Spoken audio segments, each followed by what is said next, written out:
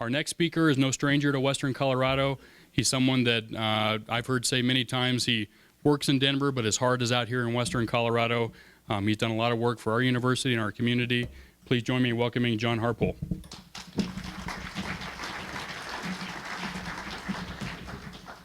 Thank you, Derek. I actually drove over in my F-250 pickup truck, and on the back bumper I've got a bumper sticker that says, keep calm and frack on.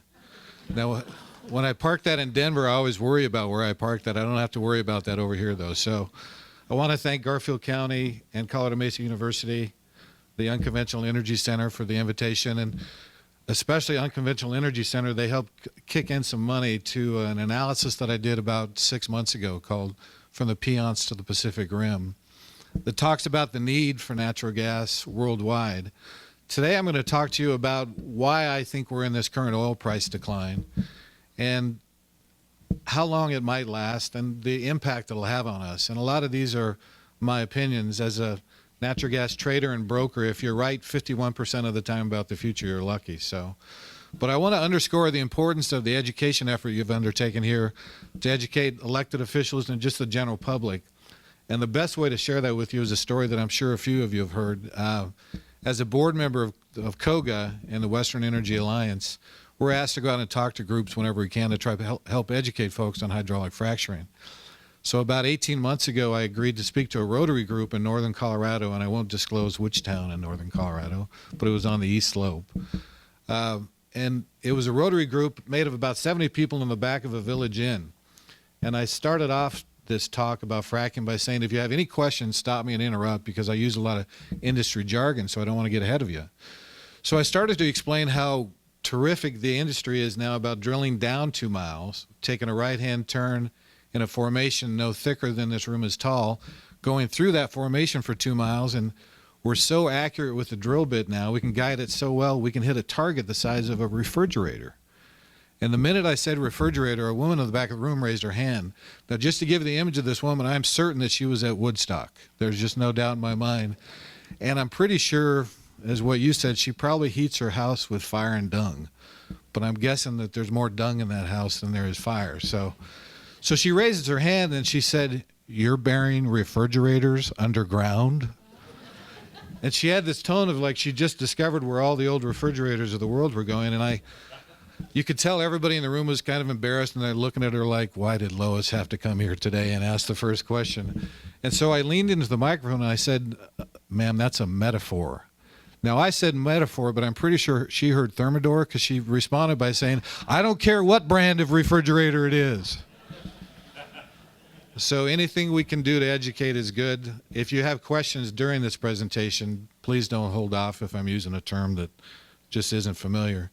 So why is this happening? Why do we have this crude oil price decline right now? And I attribute it entirely to geopolitical reasons, much more insipid, much more dangerous, I think, than what the general public completely understands right now. Because of this price decline, what does it mean for worldwide production and for U.S. production? So for me, this is Saudi Arabia attacking Iran. Plain and simple. And they will tell people at OPEC that this is an effort to stop the short cycle drilling in the U.S., but this is hands down their effort to try to control the Iranians. And if it happens to affect the Russians, all the better for the Saudis. And for me, and again, I was state party vice chair for the Republican Party.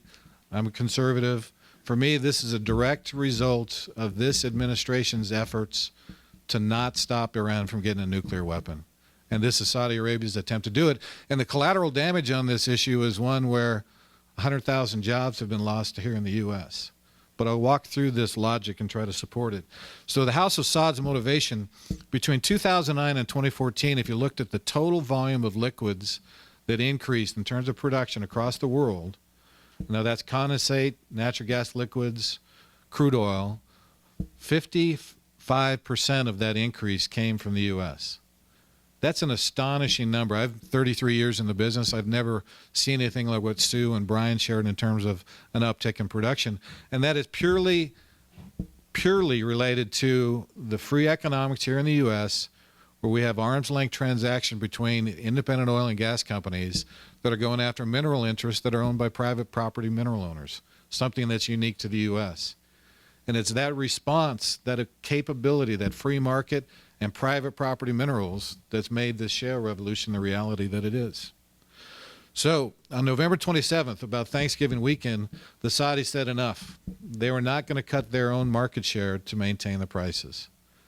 And they gave a lot of different reasons at the OPEC meeting. One of those was, and you can hear it echo in the comments of the foreign ministers that walked out of that OPEC meeting saying, look, we're going to try to put the U.S. shale business out of business. Now, I know people from the Texas Railroad Commission that work for the Saudis.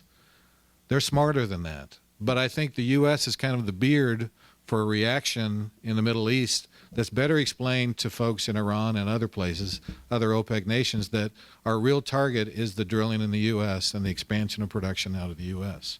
So they said that's enough. We're not going to cut our production at all.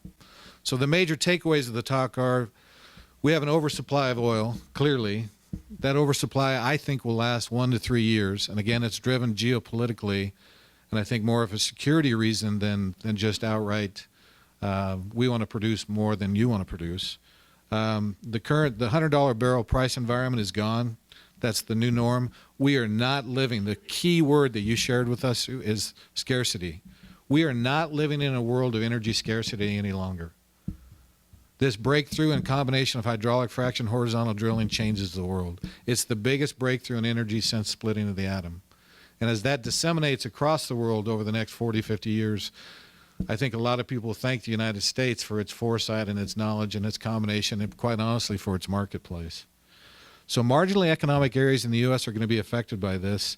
And I think, and there's a little typo in this, North American LNG export projects that have not have reached the final investment decision will be affected in the short term. So let's walk through it. And a lot of these slides, I've got to thank you. I was able to tell that story about the refrigerator because a lot of our slides overlap. But again, here's the shale revolution in barrels per day. This is a number that a lot of the countries in OPEC didn't agree or didn't understand or didn't believe with until we reached 3 successive years of million barrel per day increases. And that's when the reality, I think, hit a lot of the folks in the Middle East. This is a comparison of Saudi Arabia to Saudi America. Again, just a different version of a slide that Sue and Brian shared with you. But this is a stunner. So just out of 3 of these shale plays, each one of these 3 is producing more than 1 million barrels per day. The Bakken up in North Dakota, Eagle Ford in Texas, and the Permian Basin in West Texas. More than 1 million barrels per day. The Permian Basin, we thought 7 years ago that we'd see about a BCF a day decline in natural gas production. Just the associated gas that's coming out of that play right now is more than what the whole state of Colorado will use on a cold day, on the coldest day of the year.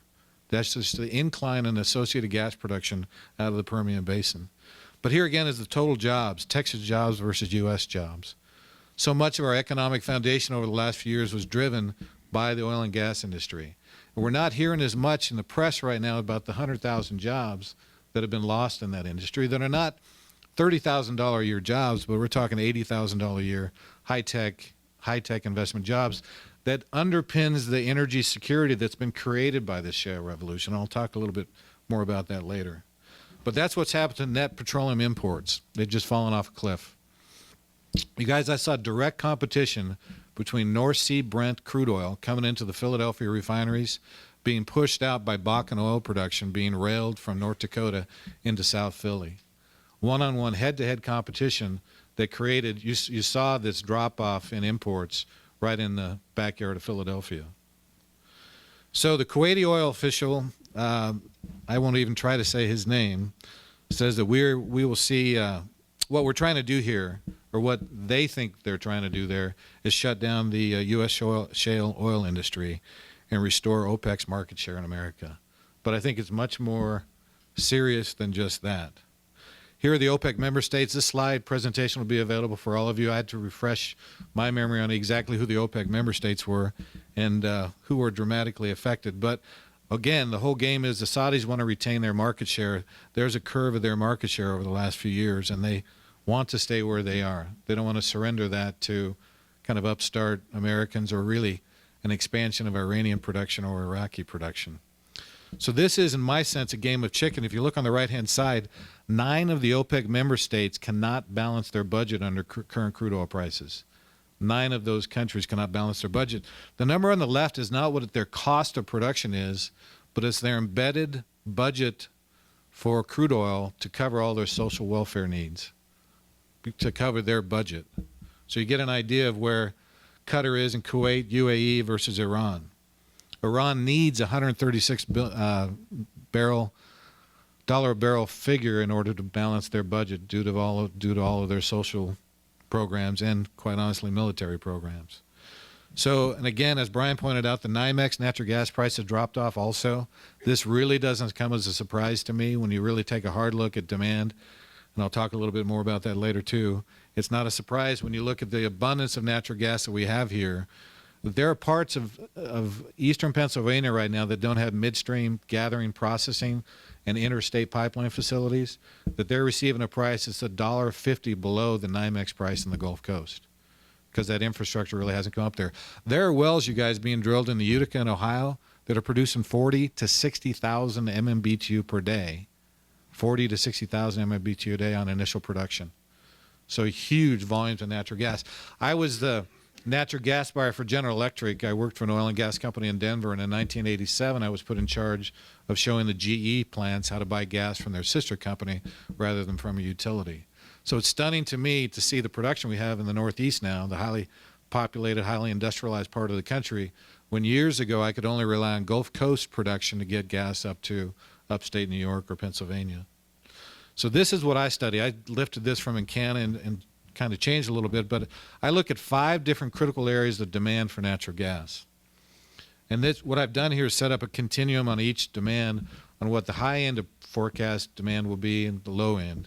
So those 5 areas are power, LNG exports, CNG, LNG vehicles, industrial U.S. and oil sands, and then Mexico exports. Now, just take a look for scale. The CNG, LNG vehicles, right now the liquefied natural gas vehicle usage or compressed natural gas vehicle usage is only about 100,000 MMBtu a day. So to characterize that to a couple of Utica wells, that's 2.5 Utica wells. That's the sum total of demand. So people say, well, aren't we going to see an increase in demand when all the cars convert to natural gas? The infrastructure cost to do that, and I'm all for it, but the infrastructure cost to do that, I've seen estimates of anywhere from $80 to $100 billion. So I always think it's great. Let's do it. If you want to convert your car, please go ahead. The payout's probably a little bit longer than you might want. But the reality is I've always looked at LNG exports as being the key demand factor to watch for, and I've hoped and prayed that we might someday be exporting 12 to 15 billion cubic feet of gas per day. There are companies like DuPont that came out early when we started talking about exports and said they're opposed to it.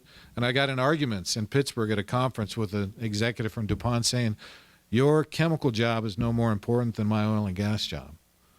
We should be exporting. We should be exporting this concept of free markets. And so one of the disappointments, and I hope it's temporary, is I don't think that LNG export number will be as big as we would like to see it. This is where we think production will be by 2020, that we're going to have a surplus. Now, mind you, we use in the U.S. about 85 to 90 BCF of gas per day, billion cubic feet of gas per day. On a cold, cold day in Denver, we might use about almost 2 BCF of gas per day, just to give you an idea. On an average summer day, it's inconsequential. There's just not that much demand usage. But we're forecasting a 12 to 13 BCF a day surplus by 2020 that I hope will be sucked up by some of that demand that we see on the backside here, certainly the industrial growth demand and others. I did a study recently on the industrial demand growth between Baton Rouge, Louisiana, and New Orleans along the Mississippi River. And they're putting in about $70 to $80 billion worth of chemical and steel plants down there. A couple of my clients down in Obel is down there. Nucor Steel is down there. That sum total of demand on that $80 billion of expenditure, and again I say only, is about 3 to 4 billion cubic feet of gas per day. So that's a lot. It's wonderful. We love it. That's a demand that sustains itself over the years. It's always there. It's very concrete. But one ship can export 3 billion cubic feet of gas per day. 3 BCF a day is what it takes to fill one of these 900 foot long LNG tankers. When you freeze natural gas, you reduce its size 600 times. So the amount of natural gas would take to fill a beach ball, if it froze, it would fit in a ping pong ball. And so that's been the area of focus that I've really been watching and hoping. So here's a number that just look at the Japan numbers for LNG imported prices, Japan and China. Those were the October landed prices into Tokyo Harbor. Now, Tokyo Harbor has 8 different LNG regasification facilities where they receive gas in. 98% of the natural gas consumed in Japan is imported by boat. There are 23 of these LNG regasification sites around the country, 8 in Tokyo Harbor. In October, the landed price is about $14.80 an MMBtu.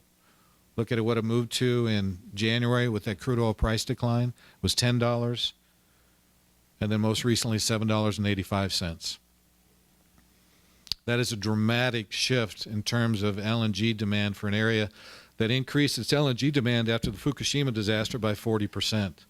They buy about $60 billion on those October prices. Japan buys about $60 billion a year of natural gas. So why am I concerned about this right now? We had a distinct advantage in October because we priced our natural gas into Asia based on a NYMEX natural gas contract.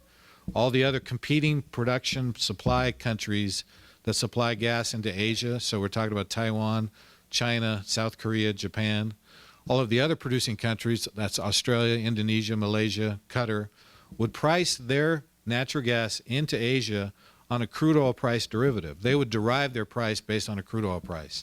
And typically that price is about 14.85% of the Brent price.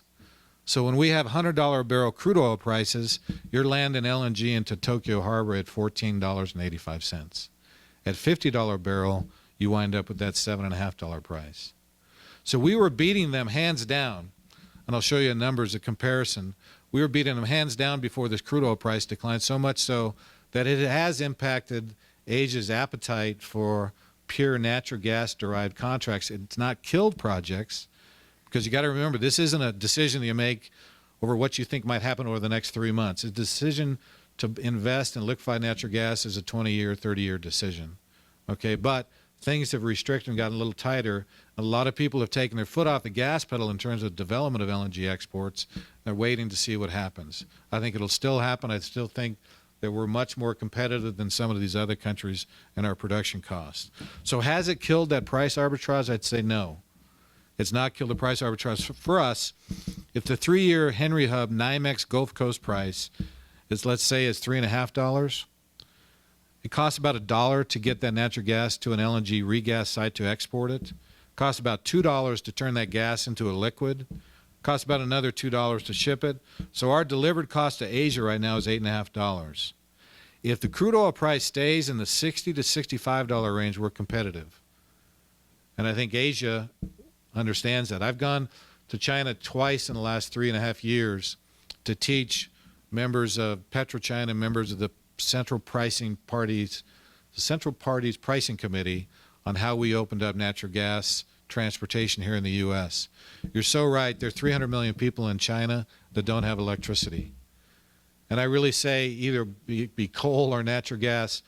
Who are we, who are our politicians to tell China how they're going to bring some of these people into the light? So I think in a huge part what's going to pull us out of these low prices are low prices. You're going to see greater demand in China. Because I flew into Beijing the first time 3.5 years ago. It was a Sunday afternoon. If you know what a ring road is, so the center of the city is inside. You have Ring Road 1, 2, 3, 4, and 5. The Beijing airport is in Ring Road 5. We landed at 2:30 in the afternoon on a Sunday. We drove into the inner city near the Summer Palace in the Forbidden City, actually. And it took us 1 hour and 40 minutes to get that distance on a Sunday afternoon. You cannot believe the amount of demand for energy in China. Here in the U.S., we've drilled about 150,000 of those wells targeting refrigerators, horizontal shale wells. As I left 3 years ago, they had only drilled 26 horizontal shale wells in all of China. The country manager for EOG Resources told me, he said, John, the last time we fracked one of those horizontal wells, every frack truck in Asia, not China, but Asia, was on location. So let's walk through it. This is just the energy mix in Japan. Again, 48% of their electricity is being powered by natural gas now. It's almost a twofold increase over the last 4 years. Huge consumers, $60 billion a year consumers of natural gas. This just shows that how the LNG cost because of Fukushima nearly doubled. This is a kind of the contraction of all the competitive prices, how you calculate LNG prices into Asia. I know for certain that our first 4 big LNG projects are going to happen. And I'll kind of jump through these real quick. The bottom line is we're hoping for about a 6 BCF a day export number out of the U.S. to maybe 12 BCF. These numbers will help us get these first 4 projects. So Sabine Pass, Cameron LNG, Freeport, and Cove Point will help us get to that 6 to 7 BCF a day of exports. So you sit back and you ask yourself, what basins in the United States are competitive at current prices? If you don't know where all the different shale basins are, like a 33-year veteran might, you can see where they are here. But this is a comparison of the internal rate of return for the different basins in the U.S. for July of last year versus January of this year. And unfortunately, the Piceance Basin is on the far right-hand side of that. And again, I always like to tell people I'm a fly fisherman and you can drown in a river that averages 3 feet deep. Okay? There are still economic wells in the Piceance Basin because of scale and size. Not every producer in the Piceance Basin has the same kind of cost structure that a late entrant to that game might. I've got a friend in town who actually drilled about 4,000 wells in Kentucky and Pennsylvania. And all of his production in that area for the last 40 years has been held by production under these shallow Appalachian wells. Well, 8 years ago, they discover he's right underneath the Marcellus. He and his wife own 70% of a company that probably has about 16 trillion cubic feet of gas underneath their HBP lands. Well, my buddy John doesn't have a leasehold cost and doesn't have to worry about expiring leases. But other companies that came into the Marcellus late that spent $10,000 to $20,000 an acre for acreage don't have the same cost structure. So consider this slide as an average.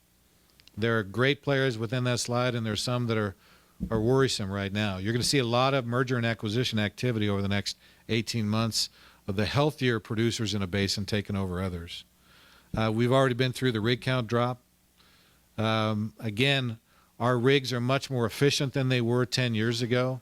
It's a great yardstick to kind of be aware of what's going on, but it's not the end of the story. But imagine, for you, if you will, for a second, you're an Asian company looking for natural gas. $70 billion was invested by Asian companies in the Western Canadian Sedimentary Basin, all under the promise that one of the 14 to 15 proposed liquefied natural gas export facilities might be built. There are analysts now that think that maybe one of those 15 in Canada will be built, the LNG export facilities. You want to talk about a huge, what could be argued as a bait and switch for the Asian investor? I would argue that the much better place to invest right now is Western Colorado, and I'll show you why. We built an infrastructure here in the Western Colorado that anticipated a rig count that is about 10 times of what it is right now. So we've got natural gas gathering capacity, we've got natural gas processing capacity, and most importantly, we have pipeline capacity out of Colorado, Western Colorado, and then pipeline capacity to Ohio and California. That's something unique in the sense that if you're looking for 30 years supply of gas, you don't have to, like they are right now, worry about moving gas through Canada because we have that capacity. And that was the cornerstone of this study that I did, the Piceance Pacific Rim. That if you're a long-term buyer of natural gas, there's no better place in the western U.S. than Western Colorado. And so I think that's an issue that we have to sell. You all know the boundaries of the Piceance Basin. We know what the rig count has done here. So the LNG delivery chain is one that if you're that Asian investor, you already have your gas market working backwards. You've paid for your regasification facility in Asia. You've even lined up your shipping. The liquefaction projects are coming together. Why wouldn't you invest in the production side, the far upstream side of the business? And I can tell you right now there are companies that are looking at that and are very interested in some of the solutions I think that we can present. So there's the Rockies pipeline infrastructure. When I talk about export capacity, something we had huge issues with 10 years ago, it's not an issue for the Rockies anymore. This is the price differential. Let me jump through that. Rockies Express Pipeline really cracked it open for us. And later, another pipeline that goes to California, Ruby Pipeline, really opened up pipeline capacity. When I talk about capacity, guys, from Cheyenne, Wyoming to the far eastern part of Ohio, we have a 42-inch diameter pipeline to move natural gas that direction. We could move nearly 2 billion cubic feet of gas per day. I joke that it's so big, if we want to take it out of pipeline service, we could ship golf carts there. It's that large a diameter. Huge diameter. It's meant wonderful things for us. Those are the initial anchor shippers in what was originally called the Entrega pipeline that we all know now as REX. A lot of those shipper commitments are coming up for expiration in 4 years. But it's interesting to see what happens to that. But again, that means that another party that wants to acquire that capacity because maybe they've committed to upstream production is there. That's the Ruby pipeline. The red line is what its pipeline capacity is. The blue hatched area is what it will actually move through the pipeline. That is a wonderful, wonderful thing. Now, 50% of that pipeline was bought by Veresen, the utility up in Canada, that also happens to own the Jordan Cove LNG project. So a great sign that there might be something cooking beyond what we know publicly on the Jordan Cove, Oregon LNG project.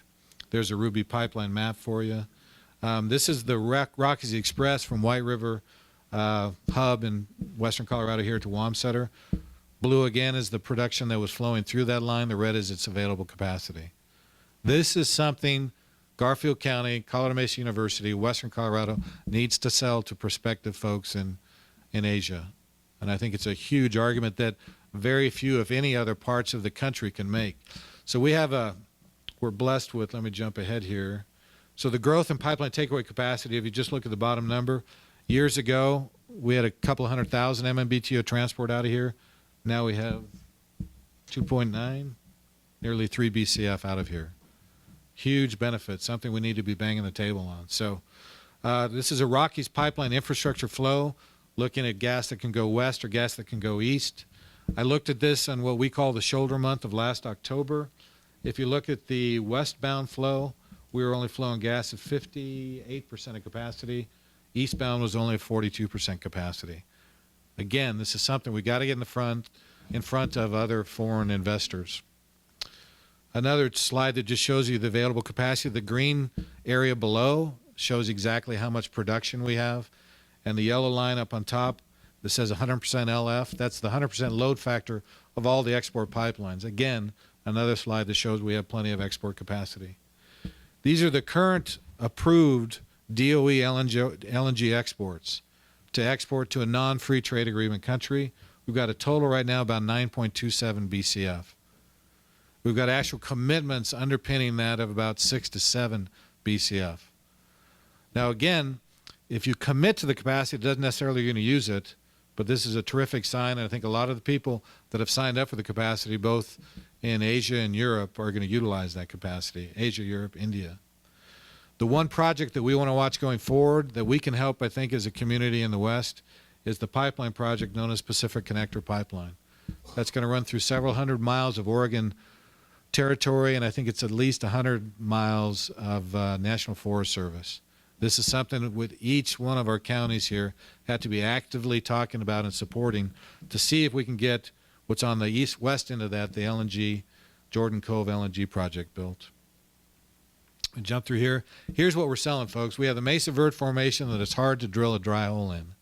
You talk to the people from WPX, I don't think they've drilled a dry hole in the Mesa Verde in 10 years. If they did, it was an issue with the drilling. Underneath that, we have the Mancos-Niobrara Shale that serves as the sizzle in the steak in terms of selling what the might be underneath it could be to any kind of investor. So these are Piceance Basin producers who have drilled down into the Mancos. This is a partial list of current Piceance Basin operators. These, again, are just the export facilities proposed, pending. But if anyone gives you the argument that we should not be exporting gas because of our own energy security, we should be hanging on to it, we have plenty of natural gas. This should not even be remotely any kind of argument that anybody raises. That's worldwide liquefaction capacity. I just got a minute or two, so let me jump through this. We know the job implications. I think Brian and both of them actually went through some of those. But here's a slide that I'll close with. And this is energy security. Not energy independence, but energy security. So this is a rainbow chart of what one rig in the Haynesville Shale does in terms of drilling a well. So there are, say, across this slide, maybe 25, 30 wells drilled. On the left-hand side, the initial production is shown, and then the declining, parabolic declining reserve production is shown also. So let's say that one rig is drilling, and then at the little stage at about the 11th to 12th month, they don't like the current gas price, so they stop drilling. They take a 6-month curtailment of drilling and then start again after 6 months. It only takes another 5 months to get back to the production and reserve levels you had beforehand. This is what my friend Porter Bennett calls the Ferrari effect. Think of a revving Ferrari engine. This is the supply response when given a proper indicator by price that we have created here in the U.S., again, thanks to private property ownership of minerals and hydraulic fracturing horizontal drilling. We can respond better, faster than any other country in the world, and we come up with a commodity that we produce better, faster, cheaper, quicker, more efficiently than any other country in the world. This is our lifesaver, and this is the story that every presidential candidate should carry. This is energy security, and it's the maintenance of the jobs and the careers in our business that help keep that energy security a reality. So the more we can interest foreign companies or foreign national energy companies to invest here in Western Colorado, I think the more energy secure our future is, and certainly the more predictable it is. I'll talk about some of the winners and losers in my, I'm sure in the Q&A, but this crude oil and natural gas liquid price recovery will take at least a couple of years. There are a lot of huge geopolitical issues being played out between Saudi Arabia and Iran. I'll just note that the medium-range Shabab missile from Iran, so the medium-range missile from Iran to the Ghawar oil field, that's 9% of the total oil reserves in the world, would take about 7 minutes to get there.